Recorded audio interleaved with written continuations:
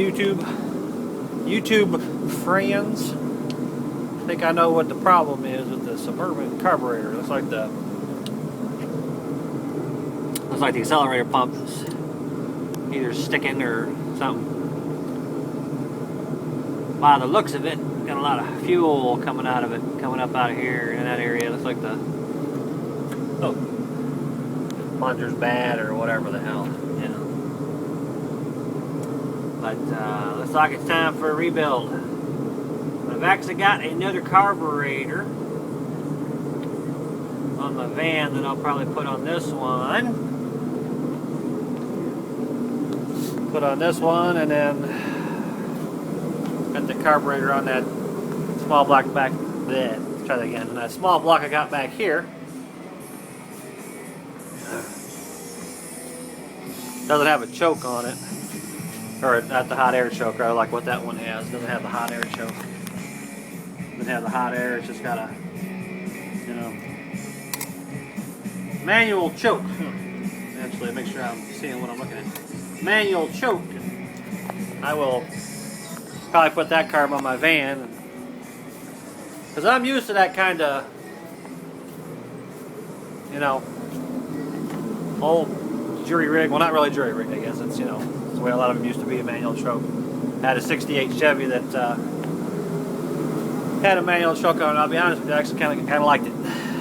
Sometimes these hot air chokes can be a pain in the ass, you know, with the temperature changes and everything. They don't, at least the experiences I've had with them, even with, you know, they're supposed to adjust themselves with the temperature, but you always got to end up playing around with the damn things. At least I always have. But thinking that's the problem, and then I'll take this here carburetor and I will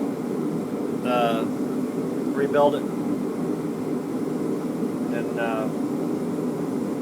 or who knows, tax time's coming up, money will be in the bank pretty soon. Maybe I'll just buy a rebuilt carburetor, so I ain't got to screw around with rebuilding this one right now. You get it rebuilt for about $250 for this thing. Actually, $84. It's funny. It's $200 if I get one for the exact replacement for this thing. It's an $84. A lot of that emission shit that it used to have, which it doesn't have anymore.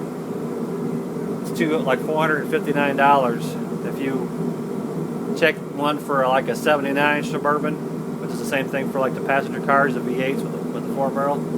It's like $200 less. It's like $259, and that's what I usually always do. I don't worry about the emission stuff and all that, you know.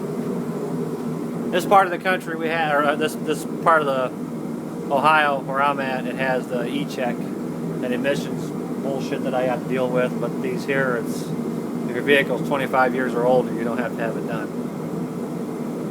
And all my vehicles are definitely that.